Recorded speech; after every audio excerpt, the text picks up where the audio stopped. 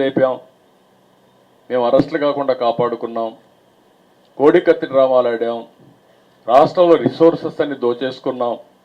High court చెప్పింది ఇసుక ఎంత రేటుకు అమ్ముతున్నారు, మేము చెప్పినా వినడం లేదనే పరిస్థితి వచ్చారు. అలాంటి దాంట్లో మీరు చూస్తే ఇంత బ్లాటెంట్గా ఆ విద్యార్థులు ఇలాంటివి ఎన్ని జరిగాయో మనకే అర్థం కాని పరిస్థితి. ఇది జరిగితే ప్రభుత్వం అంటుంది ఇప్పుడు సిగ్గన ఎగ్గు లేకుండా ఈ ముఖ్యమంత్రికి మేము అప్పీల్ చేస్తామంటాడు. అంటే మీరు అప్పీల్ చేసి ఇంకా 100 కోట్ల రూపాయలు తగలబెట్టి ప్రజల డబ్బులు మీ పెత్తనం చేస్తే మిమ్మల్ని శ్మశానానికి సాగనపడానికి ప్రజలు సిద్ధంగా ఉన్నారు. గుర్తుపెట్టుకోండి, వార్నింగ్ ఇస్తున్నా నేను. ఎంతమంది జీవితాలు నాశనం చేస్తారు మీరు? ఆడుకుంటారా మీరు? అంటే మీకేం భయం కూడా లేదు. ఇంత బ్లాటెంట్గా మిస్యూజ్ జరిగిన తర్వాత, సెకండ్ వాల్యుయేషన్ జరిగిన తర్వాత, జరగలేదని కోర్టులో అఫిడవిట్ వేసిన తర్వాత, మీరు కప్పిపుచ్చారు ఇది చెల్లదని హైకోర్టు చెప్పిన తర్వాత, మీకు వాతలు పెట్టిన తర్వాత ఇంకా నువ్వు మాట్లాడతావా? ముఖ్యమంత్రిగా పరిపాలించడానికి నీకు అర్హత ఉందా? నీ ప్రభుత్వానికి ఒక్క రోజు కంటిన్యూ కావడానికి అర్హత ఉందా మీకు? ఈ రాష్ట్రంలో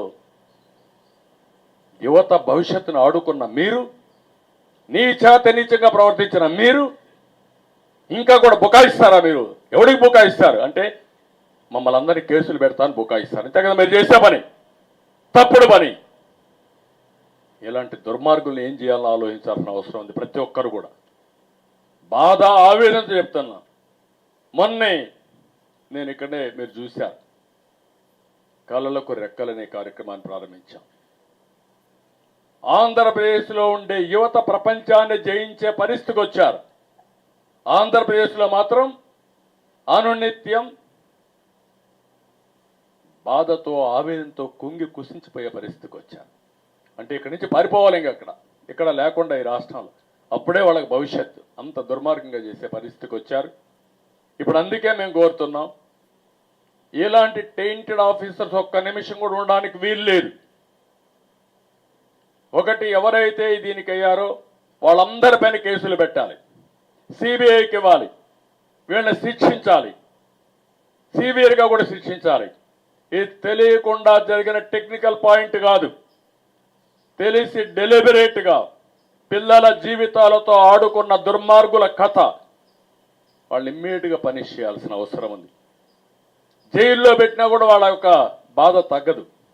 ఆ కుటుంబాలు, ఎన్ని కుటుంబాలు నాశనం అయిపోయినాయి, వాళ్ళ తల్లిదండ్రులు ఎంత బాధపడతారు, ఎంత కష్టపడి కూలి పనులు చేసుకుని పిల్లలు ఒక డిఎస్పీ అయితే, ఒక ఎస్పీ అయితే, లేకుంటే ఒక మనం డిప్యూటీ కలెక్టర్ అయితే చూడాలని ఆ తల్లిదండ్రుల కోరిక.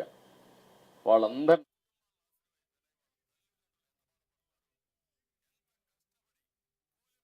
అందుకనే గవర్నర్ ఇమ్మీడియట్గా ఇన్వాల్వ్ కావాలి. కీలకమైన పోస్టులు ఇక్కడ సెలెక్ట్ చేస్తాం.